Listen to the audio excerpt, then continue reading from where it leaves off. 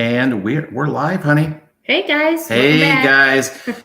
Welcome to the Make My Food Awesome Weekend Foodie Retreat. This is day one.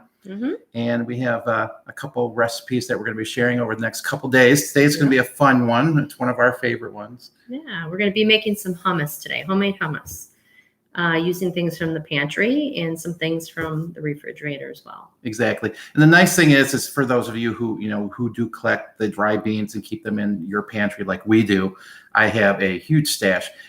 During this time right now, with the quarantines going on and we're doing the stay at home, we're able to utilize those for some of our meals. So we actually will go start getting started on it. So yeah, so we'll show you what we do. First of all, to get started off, so there's different ways you can do this. We today are going to be using over here, we've got an Instapot. Thank you very, very much to Jan and Dennis Sunwall, my future in-laws, for gifting me that for Christmas. Yeah, I use it all the time. A couple years ago, yeah, and I love using it. So we're going to be using the Instapot. The thing is for some of you out there who don't have an Instapot, there's a couple different ways you can do this. I know that talking to Shirley and Tony, they don't have an Instapot, so this is actually something good for them. So first of all, if you want to be really simple, already canned chickpeas, any brand works great, and that's a shortcut. Yeah, and it's a lot of people don't have these stuck inside their pantry. I mean, we use them on fresh salads and use them to make hummus. Chickpea salad, which we're going to make for you in one of our episodes, which is one of my favorites. Or like, he said you can do it with an Instapot or crock pot, right? Or even on is it on the stove? On the stove. Yeah. Do it on the stove. And the thing is with that, so what you're going to want to do, so the recipe calls for how many cups? It's 2 cups of chickpeas. 2 cups of chickpeas. So just go ahead and you can pick up these. These are actually great value. So it's a Walmart brand. Yep. If for some reason you need to, I know that there's some Walmarts out there that there's Milo. He's letting us know that he's here again. Yeah, it's going to be commonplace. That's what he does. Exactly. So if you're able to, either through Kroger or Meijer or Walmart, I know that they have it set up so that you can do the curbside service and get these.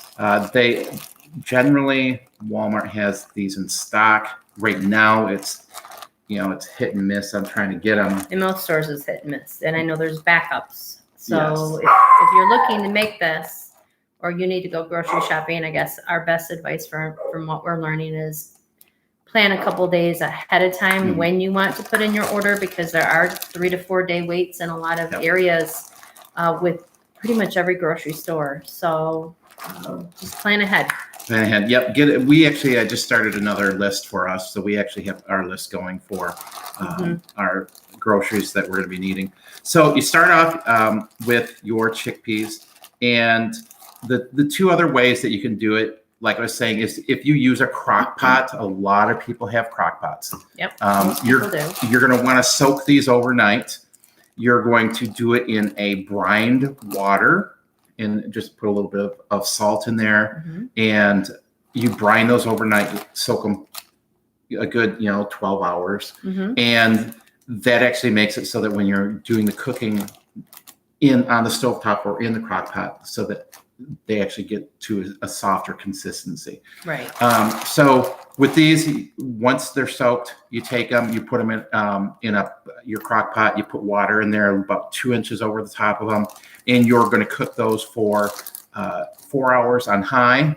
Or if you have a bunch of errands that you want to run around your house, since you won't be going out. Yeah, projects are things that you want to do. Now, quick question: when you brine them, do you need to rinse them and drain them before you put them in the crock pot?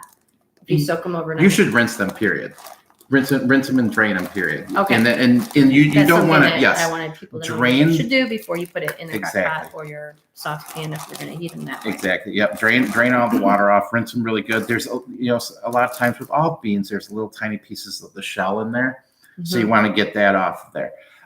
So like I was saying, in the crock pot, it's 4 hours on high or 8 or 9 hours on low. Mhm. And you can check the consistency with that. The nice thing with that is you can take the top off. You do want to keep an eye on it. Sometimes there's a little bit of foaming, but not as much as when you do it like on the stove top. And the stove top is you want to pre-soak them. And that's after you've pre-soaked them, you're going to put them in the pot, 2 inches of water, and you're going to cook that. You're going to bring it to a boil and then turn it down to a simmer and simmer those for, approximately 40 to 50 minutes. And that gives you a nice soft chickpea. All right. So you want to show them what it looks like in the Instapot? Certainly do. So we'll go ahead and this is the Instapot. It's actually, we started it a while ago. The thing with Instapot, here's the directions. When you put your chickpeas in here, I actually put 2 of these bags because we're going to make a little bit of extra. We're just going to show you right now one of the, just one mixture of it together. But normally I put 2 pounds in there. So we'll actually be able to make several batches. So we're going to show you how to make just one batch. When you put the chickpeas in here, cover them with water, and you're going to cook it on right down here on the pressure cooker right there for 24 minutes on high. And you'll get those, and it's really nice. If you look at the chickpeas, they are nice and tender in there. So so you cook it for 24 minutes, and then it takes probably a good 15-20 minutes afterwards to let the steam come out, because you do have it in the pressure cooker. So what we're going to go ahead and do is we're going to get started on putting together the hummus. So first thing you want to do is grab the blender. We're going to use my grandma's food processor. This is old school. I don't know if some of you remember these or if you still have one in your house, but very handy. We don't have like, a Ninja blender or anything like that, but this does the trick. So we're using the regular blade on the inside and, the regular top inside. So we're going to start with 2 cups of chickpeas. And whether you use your canned chickpeas or you're cooking your own, you're going to want to reserve some of that juice from the chickpeas, because we're going to add that into the recipe. And what's that juice called? It's called aquafaba. Exactly. Aquafaba also can be added as an egg substitute when you're baking or cooking, where there's a recipe that calls for eggs. It doesn't have a ton of flavor to it. It's more on the savory end. It's not sweet. So depending on what you're using it for, you might want to tweak your recipe a little bit. But a fun health fact about chickpeas is chickpeas they have a lot of vitamins in them, but they're also high in fiber.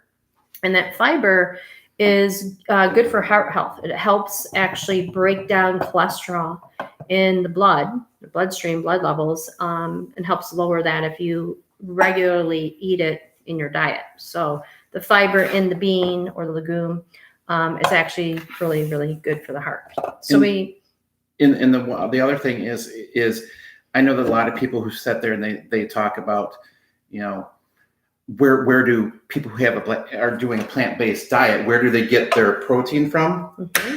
This is a phenomenal way to get your protein. Very high in protein, high in fiber, like Tricia said. So we've added the 2 cups of chickpeas. So now we're going to add 2 cloves of garlic, which from our other episode, you saw that we took some cloves apart from our grilling, and I'll have Mark prep those and get those ready to go in. As he's doing that, I'm going to be adding a very small amount of salt. Now, we told you in the other episode that we don't use sodium chloride table salt. We use a salt substitute. We've used no salt brand and new salt brand. Very, very little. I use actually a 1/4 teaspoon of this. So here's a 1/4 teaspoon. Actually, it's more like 1/8 of a teaspoon. Now for that, so the thing that I learned being a heart patient is this is potassium. So it's Potassium, yeah. Is it still a sodium or? It's a salt. There's hundreds of salts in the world. Not all of them can we eat in our diet because they can be poisonous. But potassium chloride is a very common salt substitute to table salt, which is sodium chloride. So those are the really two of the biggest dietary options that we have. And as you know, some or sea salt is on the market now and it has been for years for cooking. But we don't use some that are at all. like the only iodized type is sodium chloride. So you can buy it iodized or not, which has iodine added to it, which has its own health benefits. But like I said, he uses potassium chloride, which is the new Salt No Salt brand salt substitute. So now we have garlic. We have our little bit of new salt, our chickpeas. The next thing that we're going to want to do is add tahini. Now, tahini is ground up sesame seeds, and sesame seeds have a lot of their natural oils in it. If you don't or can't find tahini, you can also use natural peanut butter that doesn't have a lot of the sugar added to it as a replacement to the tahini. And it's a different taste to it. Right. And I've done it before. And adds a different flavor, but it's still, if you're in a bind and you don't have the tahini, you could do it with natural peanut butter. And I know that it's backwards, but this is Crazy Richard's 100% peanuts creamy. And the nice thing about this is it is like all the natural oils in there. It's like they just took the peanuts, threw them into a blender, and they blended it up. And if you don't have peanut butter and you happen to have peanuts at home that are unsalted, you can throw those in a blender, and it'll take a while, but you keep blending them. So you get them to a creamy paste. You can do your own peanut butter. Right. Right. And you just have to make sure that you're storing it because you're not adding preservatives to it in the refrigerator.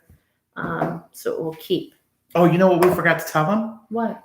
To subscribe. Oh, so you guys right. are here. Should maybe think about subscribing. Do us a favor. We are almost to the 100 subscription point. We're really close. We're 4 away. And we need to try to get as many people as we can to subscribe so that we can get our official URL. Yeah, that would be exciting. And what that does is that actually helps us be able to put out more videos for you guys so you guys can learn more about the different hummuses that we can make.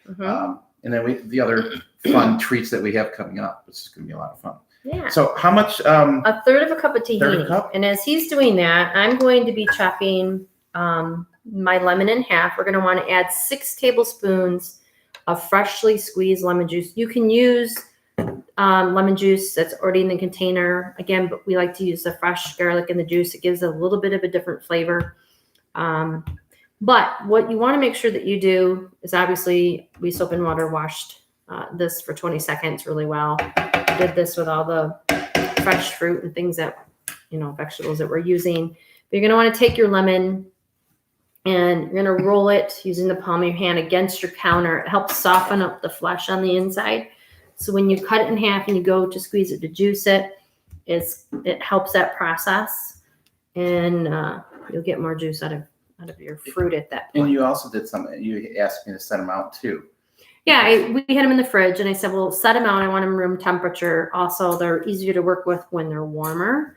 I think all fruit is the same way. If you're going to juice it or you're looking to ripen it, you want to set it out so it does get to room temperature. So I have my little homemade contraption here. I'm using my Pyrex 1 cup measure and my little strainer, which I removed my handle from, so it sets nicely on the inside. So as I squeeze my lemon over this, the seeds and any extra pulp that I don't want that might fall in there gets caught by my little strainer, and then I'm left with my juice.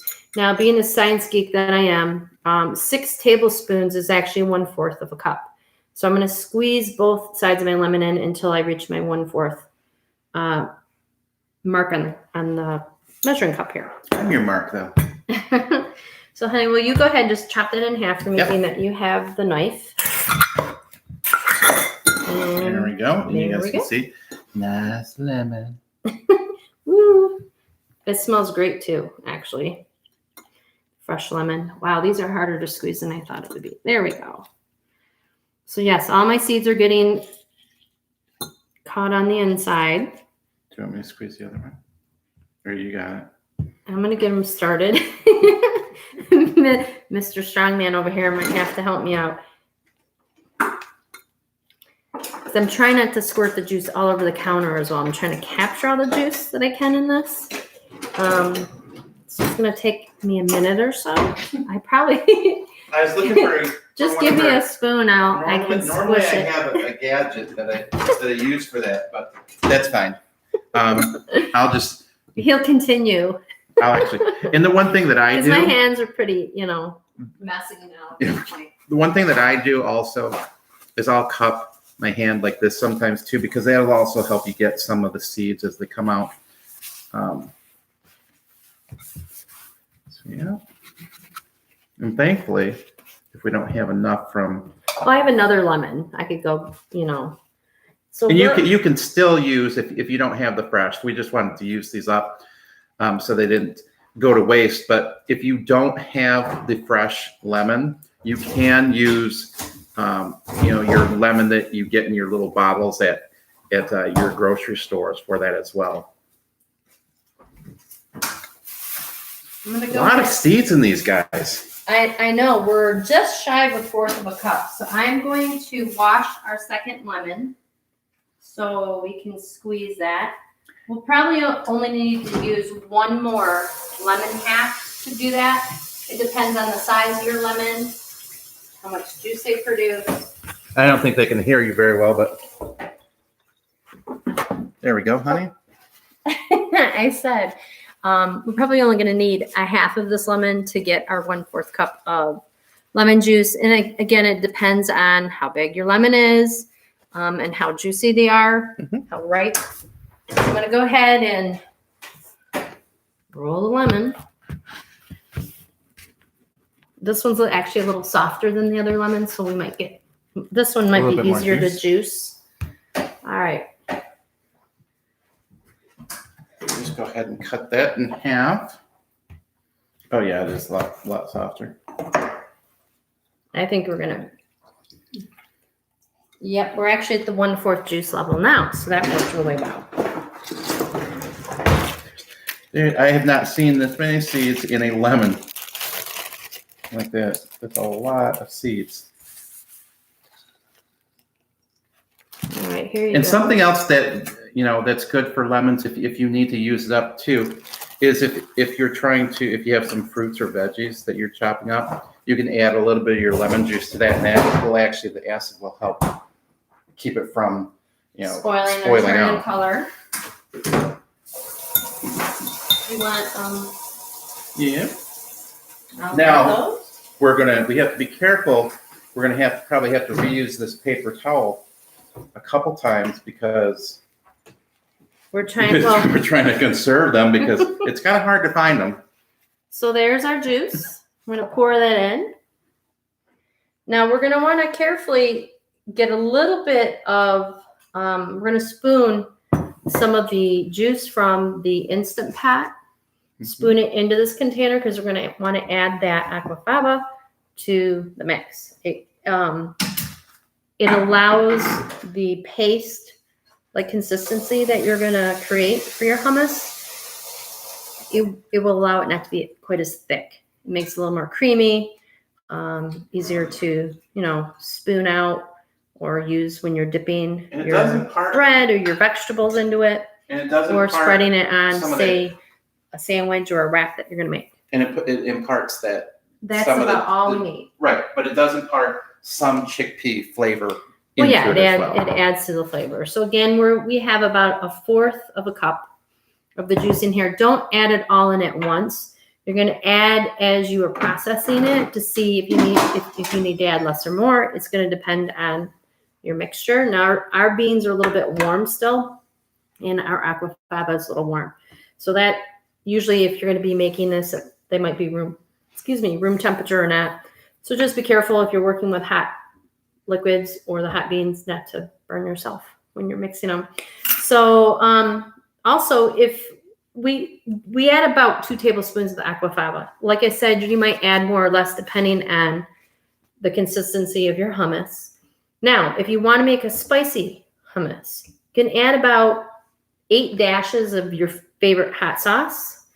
which I'm not a fan of super hot stuff. Like if you want to use sriracha or you have Frank's Red Hot Sriracha. or Love sriracha. any other kind of hot sauce that you want.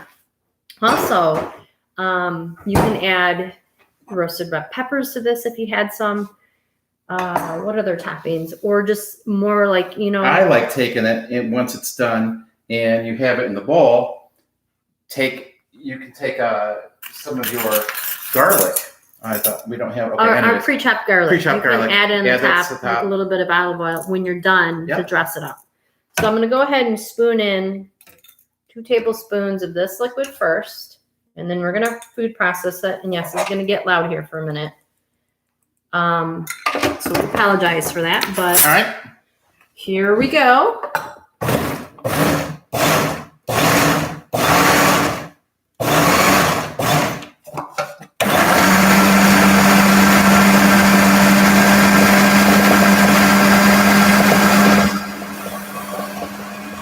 oh, nice and creamy. Nice and creamy. Oh my gosh. So we'll just show you here what it looks like. It's kind of hard to show. There we go. So if you want to spoon some of it out, there you go. Why don't you spoon some of it out so they can kind of see the consistency? Here's a spoon right here. So it's still little lumps inside, so we're going to process it a little more so it's even smoother. And then you can add a little bit more aquafaba if you need to that. Yeah, I think we're going to wait and blend this a little bit more to see what else it needs. There we go.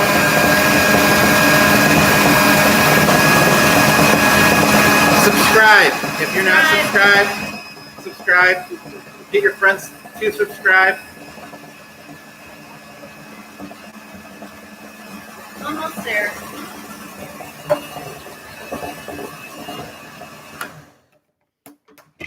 Okay. All right, let's see.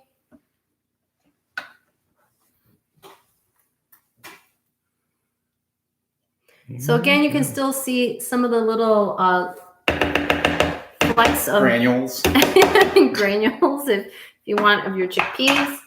Let me give it one steer. I'm being silly now. No, I got it. That way you can move some of those chunks. Oops, hold on. All righty. That's good. No, I haven't been allowed to yet. Well, here. Hang on. Do I have it in my hair? It flung over there. That's what it did. Dance while it mixes. Hang on.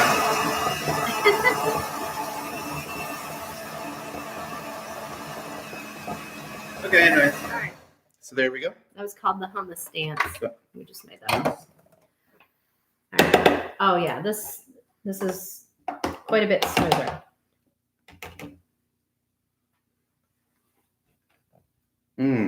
Sorry. That's good. It's really good. Oh wow. I'm not sharing this with you. No, I'm sorry. Well, Those are my chickpeas. What are you talking about? Definitely, we're gonna make more. With their, a bigger batch. We're not going to use all the chickpeas though for hummus because we would have a boatload of hummus. But anyways, we'll make probably a second batch, and this recipe is easy enough that you can double it or triple it if you're going to use it to entertain, or if you have a household of people that use it on everything. You're definitely going to want to. You can do that. It's easy enough to do. All right. Now what I'm going to do is I'm going to take the hummus out, and I'm going to put it into a bowl. So while he's doing that, I'm going to chop some vegetables. Bring those over there. So I'm going to try to get this just right, back it up just enough. So the nice thing is so I have some really nice bowls that I got that I use for when I'm doing food photography. But since it's just Trish and I home right now, I have no problem. You can throw it in a regular bowl. So make everything look nice. So I'm actually going to use some of my nice bowls. holes that I got. And I get a little spatula. All right, you want to bring those veggies over here? Okay, which one are you feeling? You know I'm feeling the carrot. She's appealing. She's appealing right now. Want any vegetable left? You definitely don't want it. Okay, you can see right from that. Okay. Eat it all. I love you. I could, but So we can chat. I won't keep it to myself like you said you were going to. I'll share it with you. Oh, you're so nice. That's because I love you. So she says. So she thinks. Alright, so I'm going to show you this really quick. So you got nice hummus right there. Oh, it's so delicious.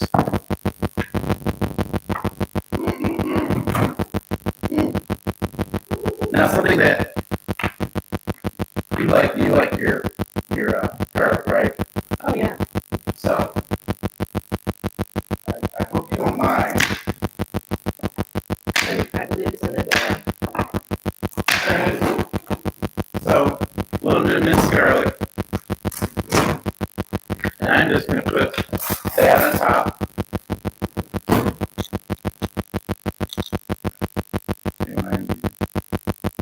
Okay. So in the stores, you'll see, and I love getting the hummus. It has the big pile of garlic in the middle of it. And Trisha likes to stir it all together. Because if not, he'll scoop it out of the middle, and then there's no garlic left for anybody else. I love to scoop it. So I try to get into the hummus first because, the rest of us will some. You want garlic. I love that. So we have a nice little plate to go along with it. You certainly can. Okay. So if you want to start arranging our veggies, I can do that. So, now, people like to use all sorts of stuff to dip in their hummus. Pita bread, vegetables, crackers, pretzels, chips. not all chips, hummus well. No. Pita chips definitely. Corn chips, not so much. My kids and I experiment all the time with this stuff. I like the flavored chips. Trisha actually got some great value lime flavored chips. 92 cents. Corn chips, 92 cents per bag. And Pretty good price. I can't have a ton of them because of the sodium, but those are so good with hummus on them. Don't try my finger up. I'm not even that close to you.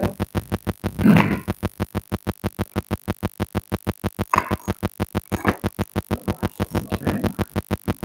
So arranging this on here, nice and pretty presentation.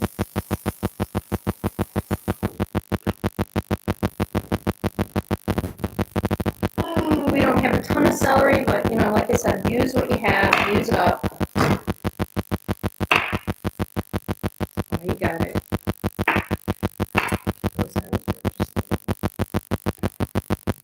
But we don't like to waste anything. No.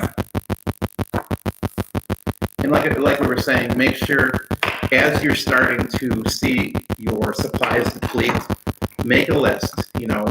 Everyone's used to making a shopping list, but it's different. I did go on to one of the big box stores sites, and I was looking to try to order just a few things, and they had on there, and this was last night, that you could not get your stuff picked up until, if you're going for pickup, until the 1st. So, that's Wednesday. It's just Saturday right now, so, a few days off. So you want to make sure that you're keeping your supplies. Also, if you have your folks or family members or friends who are elderly, if you want to get, pick up some stuff for them, order it, and you can actually have it delivered to their house if you want to, or just put it in a plastic bag. We actually got some stuff for my parents the other day, and we brought it home. We wiped down everything, all the packaging, just to be safe. Before we deliver to their porch. Exactly. So, and my mom, she puts money in a safe place, and we're not going to tell you where that safe place is. But that's our system. Yes. So. But I'm generally pulling in driveways when she's getting the money out for us. So anyways, right here, as you can see, there's our plating. And we're going to enjoy some hummus. So, like I said, hopefully this is an easy enough recipe that you guys can make for yourselves at home if you're hummus fans. And we're just going to drizzle a little bit of olive oil over the top of that. I like to get it around the sides nice and, and then parts of, a little bit of that olive oil taste into it too, depending on what type you get. This is actually a full-bodied flavor, so it's actually going to have a stronger taste than some of the other ones, which is fine. Right. It depends on what you guys prefer and what you normally get. But anyways, that's our homemade hummus. We hope that you have a chance to try it. Don't cut the video short until we taste test it. All right. She did that the other night, and we're not doing that tonight. We're going to enjoy. That's good. And when you put that in the fridge overnight, the flavors are going to be so much stronger in it. Longer than but even right now, I know. It's very good.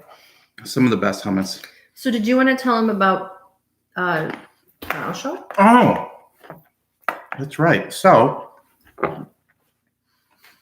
since we're going to have the hummus left over a little bit, maybe. Well, we're making a second batch. Yeah, I know. But we'll probably have some. To tell them that. They'll be jealous because they want it right now. I know that, but now they know how to make it themselves. So Yes. that's the plus. So tomorrow we're actually going to be doing a recipe that was sent over to me by Shirley, and it's a Navajo flatbread. 4 ingredients, and it's super duper simple. You don't have to have any dairy products for it. Right. You don't have to have any yeast for it. Nope. And you make it right on your stovetop. And we're going to show you how to do that tomorrow. So come back and join us at 5:00. Yeah, and you can dip it in your hummus, or you can use it for about anything else. So it's great for in times like this when people are running short of bread. Generally people have some flour at home, and flour is going to be your main ingredient for it. So, come back and join us. And then we have some other surprises coming up in our upcoming live shows, which will be fun. Plus our regular shows that are going to be posting, and those will be on Mondays, Wednesdays, and Fridays. And we'll get that schedule up for you guys soon. Yeah, starting Monday will be our first episode at 8 a.m. So you can tune in at 8 in the morning if you're up, and if not, anytime.